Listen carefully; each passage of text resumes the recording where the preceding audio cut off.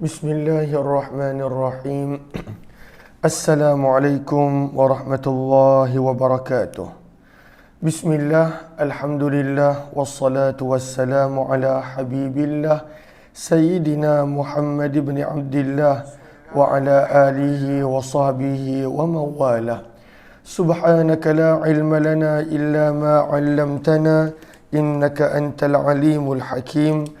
ولا حول ولا قوة إلا بالله العلي العظيم. اللهم رب اشرح لنا صدورنا ويسر لنا أمورنا واحلل عقدة من ألسنتنا يفقه أقوالنا. اللهم فقهنا في الدين وعلمنا التأويل. اللهم ألهمنا مراشد أمورنا وأعذنا من شرور أنفسنا برحمتك يا رب العالمين والحمد لله رب العالمين. Alhamdulillah thumma alhamdulillah. Syukur kepada Allah Subhanahu wa taala, selawat dan salam buat junjungan mulia kekasih Allah, kekasih kita baginda Nabi sallallahu alaihi wasallam. Ahlan kepada sahabat-sahabat semua yang berada di ruangan TikTok. Ahlan Haifa, Ira, Mata-Mata, Uda Bandel dan juga semua sahabat-sahabat yang lain. Di ruangan FB, ahlan Syakira Ismail, Ninda Anis, Ayu Hafiz, Habibah Su'ib, Fatimah Samsuddin, Fatimah Az-Zahra, Siti Amni, Salma Uthman dan juga semua sahabat-sahabat yang lain. Saya minta maaf bermula sedikit lewat pada pagi ini, sepatutnya jam 5.15. Marilah kita mulakan pertemuan kita dengan kita perbetulkan dahulu niat. Moga-moga apa jua yang kita lakukan dalam kehidupan kita, kita cuba lakukan kerana Allah Subhanahu wa taala. Nawaitu ta'alluma wa ta'lim wa tadhakkura wa tadhkir wa naf'a wal intifa' wal ifadata wal istifada wal hatha 'ala tamassuki bi kitabillah wa sunnati Rasulillah sallallahu alaihi wasallam wad du'a'i ila al huda wad dalalati 'ala al khair ibtigha'a wajhillah wa mardatihi wa qurbih wa thawabih. Amin amin ya rabbal alamin. Amin amin ya rabbal alamin. Pagi ini kita nak sambung pembacaan kitab hadis Imam Tirmizi rahimahullahu taala, ataupun nama penuhnya adalah Kitab Al-Jami' Al-Mukhtasar an Sunani Rasulillah sallallahu minas sunani an Rasulillah sallallahu alaihi wasallam wa ma'rifah as-sahih wal ma'lul wa ma alaihi al-amal. Itu nama penuh Kitab Jami' ataupun Sunan Tirmizi. Dan dipanggil Sunan Tirmizi oleh para ulama hadis kerana sunan bermaksud kitab hadis yang disusun berdasarkan tajuk fiqh. Dan sebab itu kita nampak Imam Tirmizi selepas Kitabut Taharah, maka beliau masuk tentang Kitabus Salah dan susunannya banyak berkaitan dengan fiqh. Maka sebab itu dipanggil sunan. Sunan Tirmizi, ada Sunan Abu Daud, ada Sunan Nasa'i, ada Sunan Ibnu Majah dan juga lain-lain. Kita berada sekarang ini pada bab yang kelima. Muka surat 139, hadis yang ke-155. Pada bab ini Imam Tirmizi membawakan masih lagi berkenaan tentang waktu-waktu solat. Hadis berkenaan tentang waktu solat.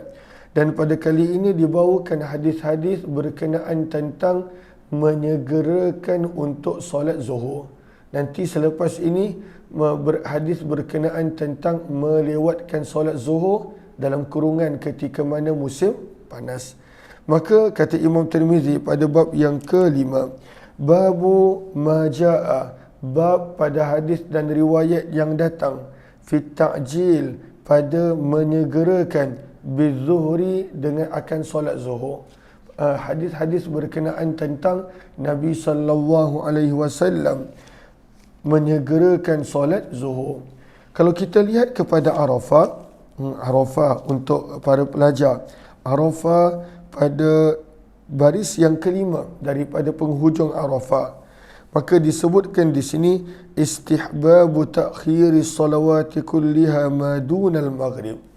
Ini adalah pandangan oleh Imam Abu Hanifah Maka Imam Abu Hanifah pada waktu itu menggalakkan untuk melewatkan sedikit solat-solat kecuali maghrib. Maka sebab itu kita lihat orang yang mengikut pandangan Imam Abu Hanifah, mereka lewatkan sedikit waktu subuh, waktu zuhur, waktu asar dan juga waktu isyak.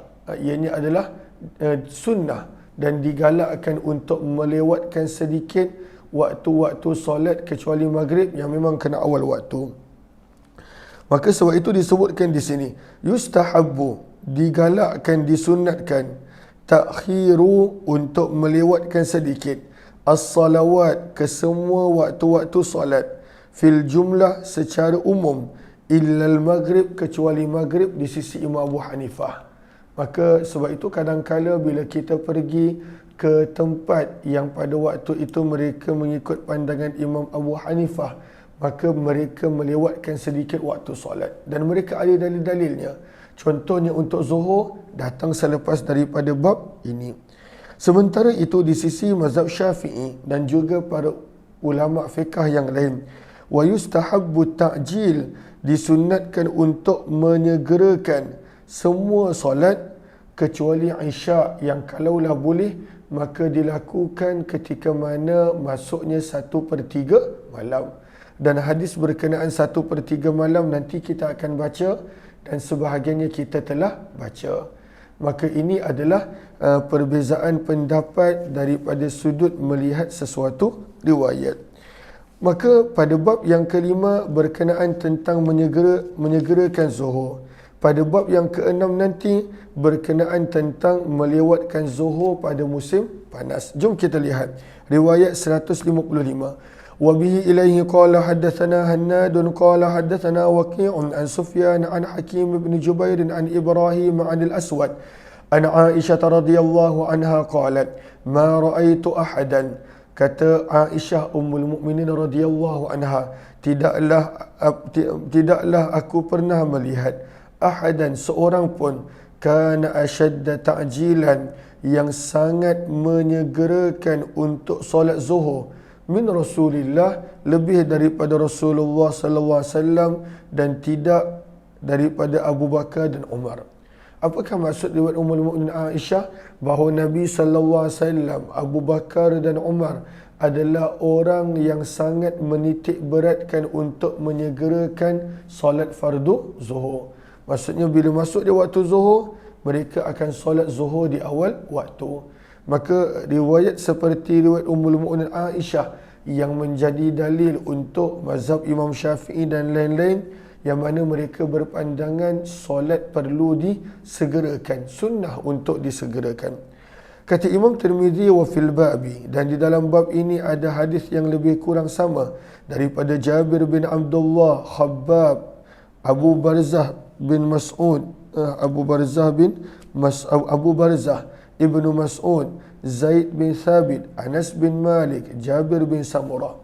Qala Abu Isa, berkata Imam Tirmizi rahimahullah, hadis Aisyah, hadis Aisyah yang baru kita baca tadi adalah hadis yang hasan. Wa huwa alladhi, dan ianya adalah hadis ikhtarahu, yang telah dipilih oleh para ahli ilmu daripada kalangan sahabat Nabi dan juga golongan selepas daripada mereka. Qala Aliun, berkata Ali ibnul Madini. Sebab itu bawah dia pada pelajar ada Allahumma salli ala Sayyidina Muhammad, tulisan ibnul Madini, Ali ibnul Madini. Maka berkata Ali ibnul Madini, berkata Yahya bin Sa'id al-Qattan, wa qad takallama Syu'bah, salah seorang ulama hadis yang bernama Syu'bah, takallama, telah membicarakan berkenaan tentang perawi yang bernama Hakim bin Jubair. Hakim bin Jubair. Maka Hakim bin Jubair ada dibicarakan oleh Syu'bah apabila hadisnya pada waktu itu beliau riwayatkan daripada Abdullah bin Mas'ud daripada Nabi sallallahu alaihi wasallam. Hadis apa yang dipertikaikan oleh Syu'bah? Iaitu hadis yang berbunyi man sa'alan nasa walahu ma yughnihi, sampai habis hadis. Maka ada sepotong hadis yang pernah diriwayatkan oleh Hakim bin Jubair daripada Abdullah bin Mas'ud, hadis yang berbunyi, barang siapa meminta-minta kepada manusia dalam keadaan dia ada harta dan pada waktu itu dia ada apa yang mencukupkan dia, maka hadis tersebut dipertikaikan oleh Syu'bah daripada sudut sanad dia. Qala Yahya, berkata Yahya, dan warawa lahu Sufyanu wa Zaidah walam yara bihadithihi ba'sa.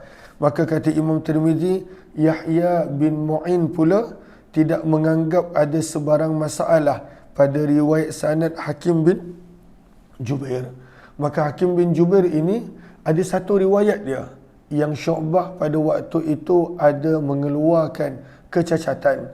Namun para ulama hadis yang lain seperti Yahya bin Mu'in mengatakan tidak ada sebarang masalah. Sebab itu Imam Tirmizi bawakan di dalam kitabnya, di dalam hadisnya. Wa qad ruwiya, dan telah meriwayatkan daripada Hakim bin Jubair, daripada Sa'id bin Jubair, daripada Aisyah, daripada Nabi SAW berkenaan tentang menyegerakan waktu solat zuhur. Bila masuk je pada waktu itu, segerakan untuk solat. Wabi riwayat 156. Wabi ilaihi qala hadatsana al-Hasan bin Ali al-Hulwani qala akhbarana Abdul Razzaq qala akhbarana Ma'mar an az-Zuhri qala akhbarani Anas bin Malik radhiyallahu anhu. Kata Anas bin Malik radhiyallahu anhu, sesungguhnya Nabi sallallahu alaihi wasallam solat zuhra, telah menunaikan solat zuhur hina ketika zalatis syamsu, tergelincir sahaja matahari. Lalu Allahumma salli ala sayyidina Muhammad, katakanlah matahari terbit daripada timur, katakanlah ini matahari dan arah ini adalah timur. Maka ketika mana matahari terbit sampailah waktu istiwa. Waktu istiwa adalah waktu matahari betul-betul pada waktu itu tidak ada sebarang bayang-bayang istiwa. Antara waktu yang pada waktu itu haram untuk solat, waktu istiwa. Maka ketika mana tergelincir sahaja matahari sedikit, yang mana dipanggil al-fai'u, bayang-bayang ketika mana matahari mula tergelincir, maka dalam bahasa Arab disebut zal, tergelincir. Kalaulah terbenam, maka pada waktu itu dah nak masuk maghrib, terbenam. Maka ketika mana tergelincir daripada apa? Daripada waktu istiwa. Tergelincir je, sebenarnya dah masuk maghrib. Lalu kata perawi, Nabi SAW tergelincir sahaja matahari, masuk je zuhur, Nabi SAW terus solat. Nak menunjukkan Nabi SAW solat di awal waktu zuhur. Sebab itu sabda Nabi SAW telah pada waktu itu menyegerakan, telah solat zuhur ketika tergelincir sahaja matahari. Dalam kurungan masuk sahaja zuhur, Nabi telah solat zuhur. Maka ini dalil-dalil berkenaan tentang menyegerakan solat fardu zuhur. Okey. Sebab itu kalau dalam mazhab Syafi'i, hadis seperti tadi menjadi dalil sunnah untuk menyegerakan zuhur ketika mana masuk waktu. Sementara Imam Abu Hanifah memberi jawapan bahawa ini adalah pada musim sejuk. Pada musim panas, zuhur bagus dilewatkan sehingga sejuk sedikit. Apa dalil mereka? Bab yang ke-6. Sebab itu Imam Tirmizi membawakan tajuk bab yang ke-6. Maka pada bab yang ke-6, bab pada hadis dan riwayat majaa, yang datang berkenaan fi ta'khiri, pada melewatkan az-zuhri, solat zuhur. Adakah sentiasa sunnah melewatkan solat zuhur? Tidak. Hanya pada musim panas, lagi-lagi ketika fi syiddatil har, ketika mana panas yang amat, syiddah amat sangat, al-har panas. Maka ketika mana panas yang amat, maka ada dalil dan riwayat yang menunjukkan Nabi melewatkan solat fardu zuhur. Dan ini menjadi pegangan dan amalan oleh para ulama daripada kalangan ashab Hanafiyah ataupun mazhab Imam Abu Hanifah. Ia kadang-kadang terlalu panas. Kalaulah kita pergi umrah musim panas, Masya Allah, tersangat-sangat panas ketika mana musim panas. Riwayat 157.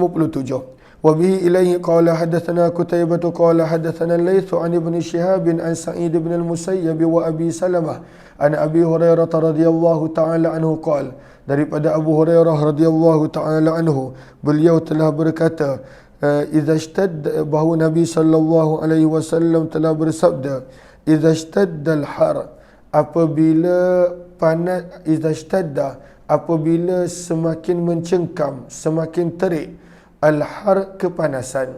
Bila panas pada waktu itu semakin mencengkam, semakin terik, dalam kurungan ketika musim panas. Fa'abridu, maka sabda Nabi, maka sejukkanlah, anis solah, maka tunaikanlah solat pada waktu yang sejuk. Fa'abridu, maka tunaikanlah solat pada waktu yang sejuk. Apakah maksud tunaikanlah solat zuhur pada waktu yang sejuk? Kita baca Arafah. Allahumma fa'abridu, Allahumma salli ala, minta maaf, baca Qawata. Fa'abridu, apakah maksud fa'abridu? Qawata, baris yang pertama. Qala Ibnul Arabi, berkata Ibnul Arabi ketika menerangkan hadis ini, ai akhiru, lewatkan sedikit solat, ila zamanil bard, ketika mana matahari dah mula sedikit sejuk. Maka ini maksudnya abridu, lewatkan. Sebab ketika mana matahari tergelincir sahaja daripada istiwa masih panas. Lalu ketika mana dia makin tergelincir, maka pada waktu itu dia akan mula sejuk. Maka ini menjadi dalil untuk sebahagian daripada orang perlu dan sunnah untuk melewatkan zuhur pada musim panas kepada waktu yang sedikit sejuk. Tapi tak adalah sampai betul-betul hujung waktu asar, tidak. Tetapi pada waktu itu, ketika mana dah separuh waktu ataupun 1/3 waktu daripada waktu zuhur, maka barulah pada waktu itu solat. Maka dalam mazhab Syafi'i, kalau kita lihat Arafah, baris yang kedua, maka dalam mazhab Syafi'i ada riwayat, kata para ulama, bahawa sunat untuk melewatkan solat fardu isyak, namun bila, ini syarat dia, lihat kepada Arafah, baris yang kedua. Qala Syafi'i, berkata Imam Syafi'i, in kanal masjid, apabila masjid qariban, dekat, walaupun pada musim panas, maka ta'jil, maka segerakanlah waktu zuhur walaupun musim panas. Sebab Imam Syafi'i memang memegang pada waktu itu sunat afdal adalah menyegerakan waktu solat, apapun solat, termasuklah zuhur pada musim panas. Wa illa, tetapi kalaulah rumah-rumah para jemaah jauh daripada masjid dan sukar pada waktu itu untuk datang ke masjid pada waktu yang panas terik, maka fayu'ajjal, maka dilewatkan pada waktu itu solat. Maka ini pandangan dalam mazhab Syafi'i.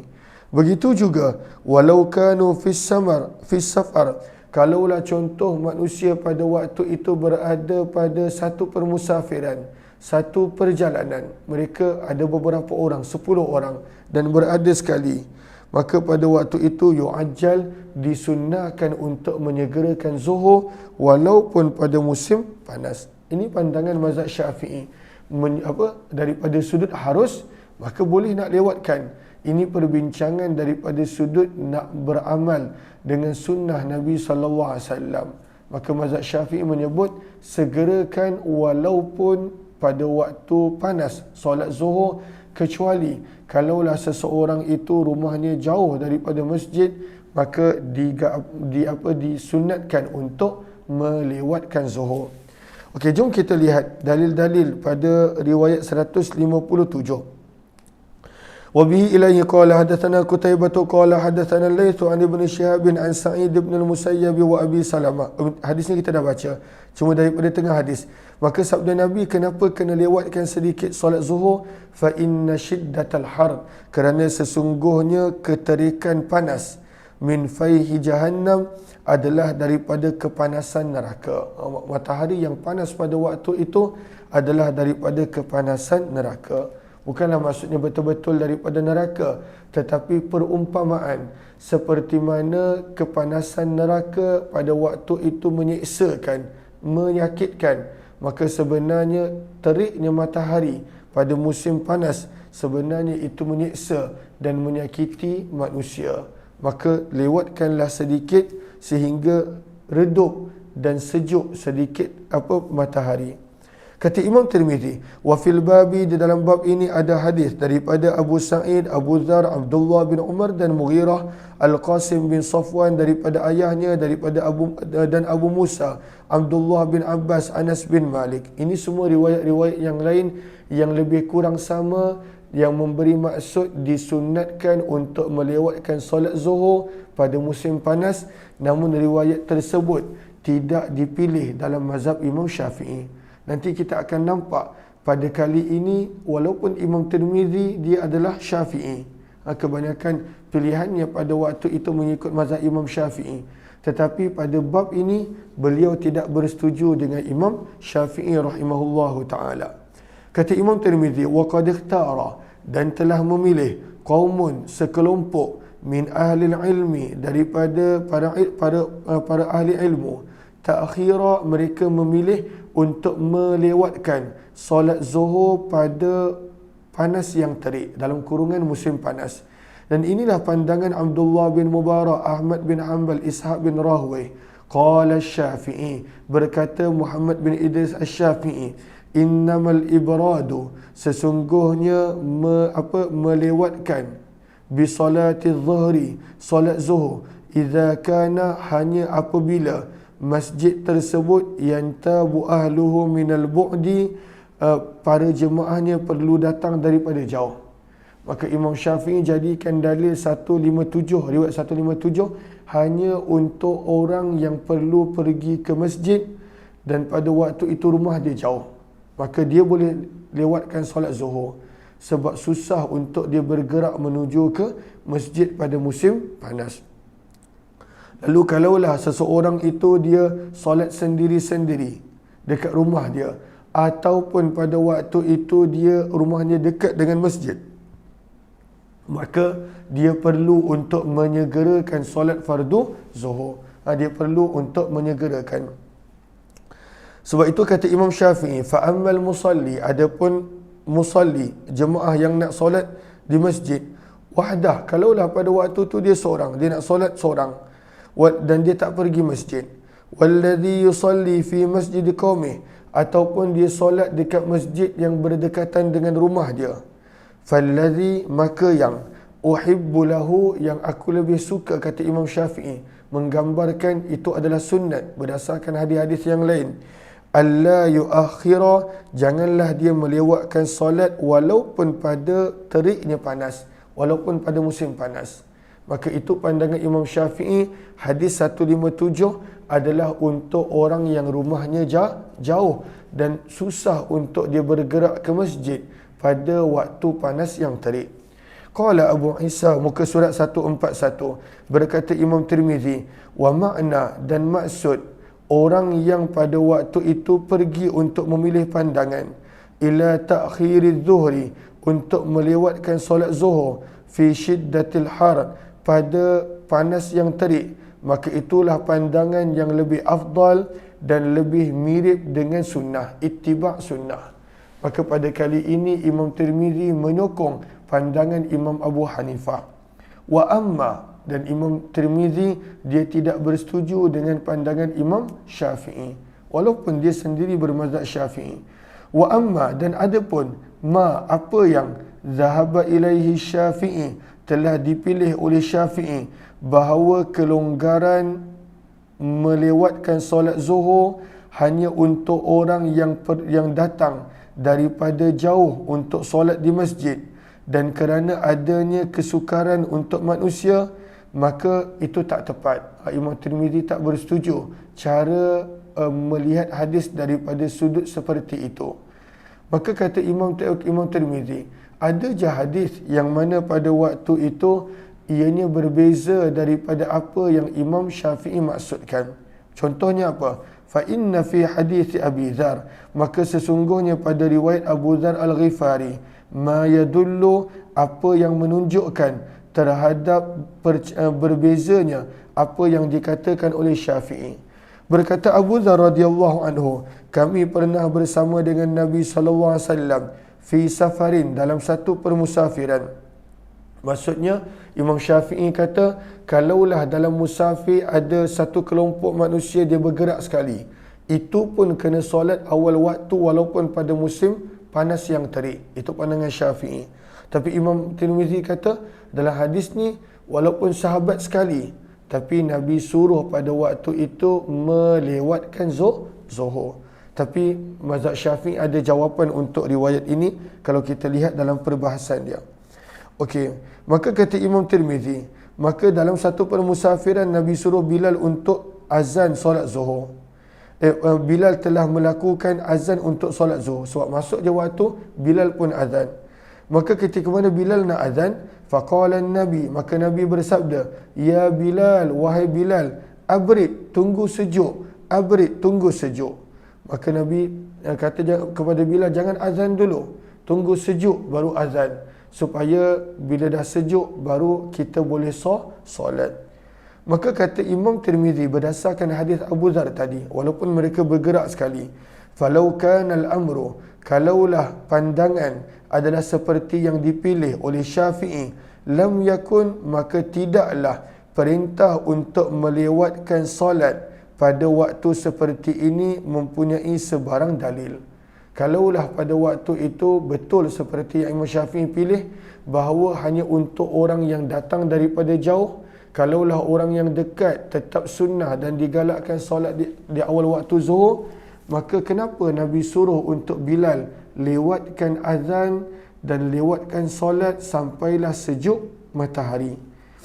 Maka kata Imam Allahumma salli ala sayyidina Muhammad, kata Imam Tirmizi, kerana pada waktu itu para sahabat mereka berada bersama pada waktu musafir, tak perlu datang daripada mana-mana tempat jauh. Walaupun begitu, maka tetap Nabi SAW suruh untuk melewatkan solat zuhur pada musim panas. Maka ini Imam Tirmizi memilih pandangan Imam Abu Hanifah rahimahullah.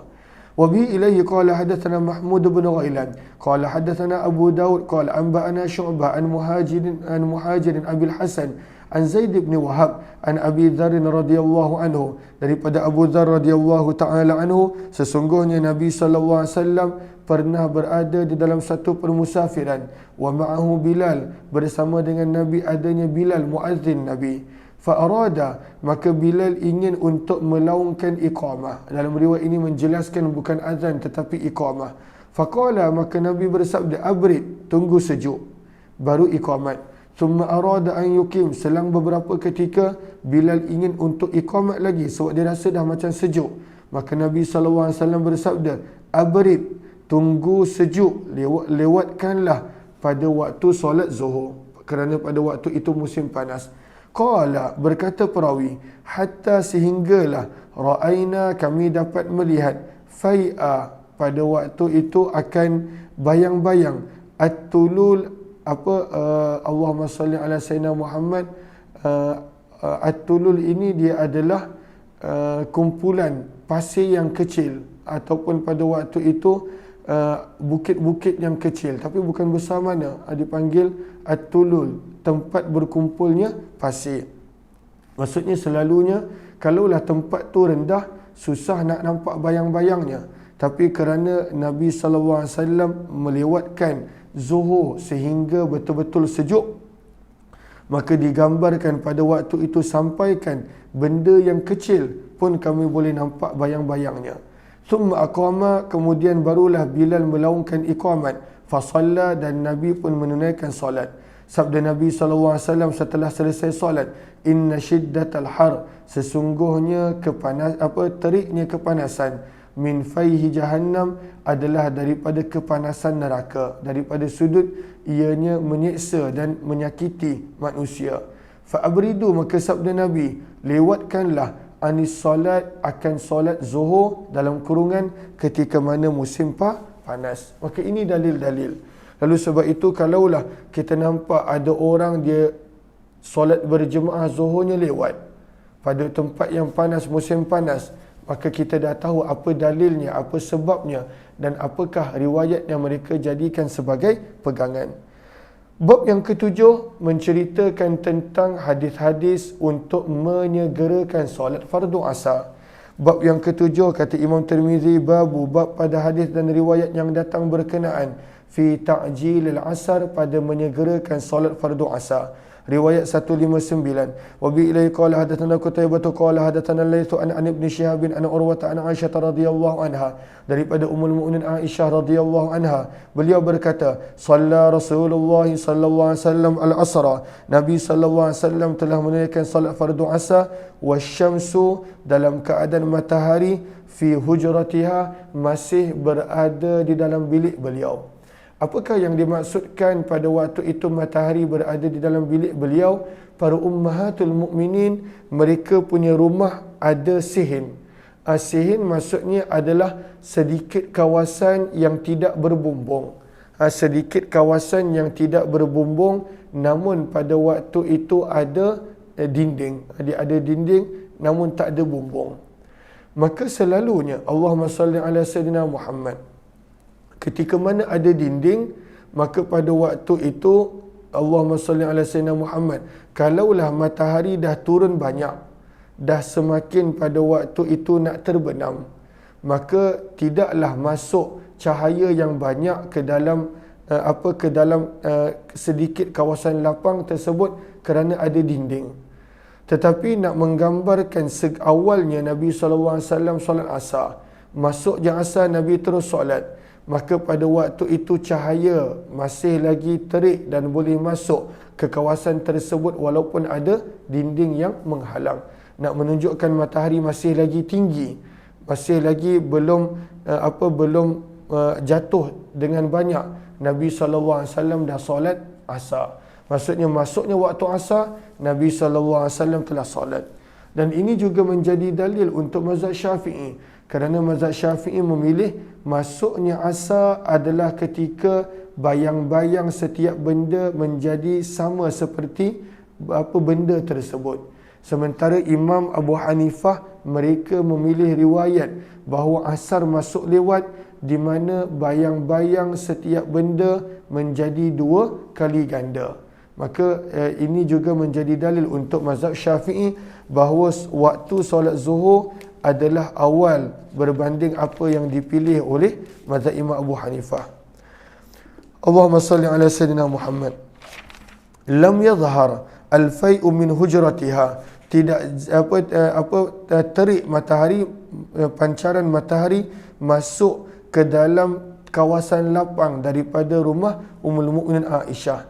Lam yadhhar, tidak jelas, al-fai'u, pada waktu itu bayang-bayang, min hujratiha, daripada bilik Ummul Mukminin Aisyah. Nak menggambarkan awalnya waktu Nabi SAW menunaikan solat fardu asar. Wa fil babi, dalam bab ini ada hadis yang lebih kurang sama, daripada Anas, daripada Abu Arwa, daripada Jabir, daripada Rafi' bin Khadij radhiyallahu anhum. Wa yurwa, dan diriwayatkan daripada Rafi' radhiyallahu anhu juga daripada Nabi SAW yang Nabi melewatkan solat fardu asar. Maka seolah-olah bercanggah. Ada riwayat ada riwayat Rafi' bin Khadij yang kita nampak di sini Nabi menyegerakan solat asar.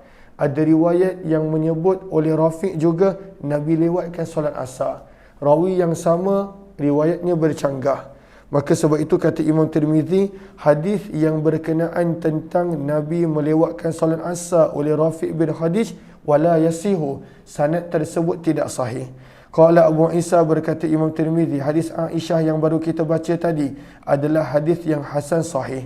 Wa huwa alladhi, dan pandangan tersebutlah yang telah dipilih oleh sebahagian daripada ahli ilmu daripada kalangan sahabat Nabi sallallahu alaihi wasallam, antara mereka Umar bin Khattab, Abdullah bin Mas'ud, Aisyah dan Anas radhiyallahu anhu, dan lebih daripada seorang daripada kalangan tabi'in. Apakah pilihan mereka?